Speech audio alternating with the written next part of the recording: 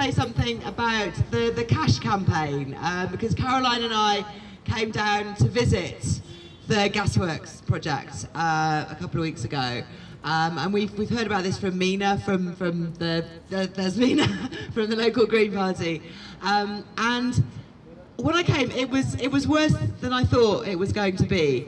And the problem we've got there is a big developer working on the site with complete impunity on a contaminated site that's causing dust, causing clear pollution. People can smell the pollution. When you can smell the pollution, it is definitely happening. People are reporting health problems, and we've got this systemic issue of local people not being listened to about this. They're being told that there's no problem at all, it's all above board, everything was passed okay. And when you look into the things that have been said, the things that have been promised with the planning application, the reassurances that have been made, they're not convincing at all. The documentation that should be there showing what should be done in construction management isn't online at Ealing Council. And the roots of this go back to, well, it's Boris Johnson. Should we just blame Boris Johnson for one more thing? He was Mayor of London. The council actually wanted to turn down this application on various grounds.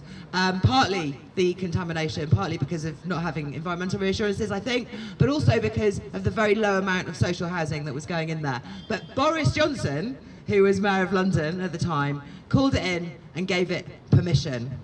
And so the planning has gone awry.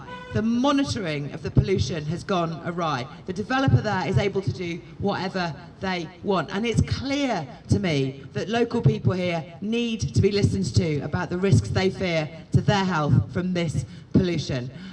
This is not climate change. This is much more local, much more damaging, and much more of an illustration of how certain groups within the community do not get listened to, despite the fact they clearly have the expertise to know that that site is polluted, that they are suffering from exposure to dodgy chemicals. It's obvious that the big developer who's going to make, I don't know, billions of pounds out of that site shouldn't be the one monitoring the air pollution, and yet that is what's happening.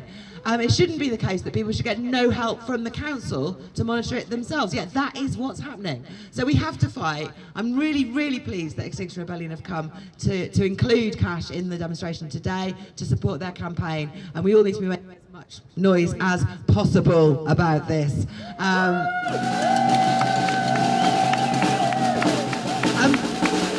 Particularly if anyone gets the chance to ask Boris Johnson what he's doing about it, that would be excellent. Now I'm going to pass you over to Caroline.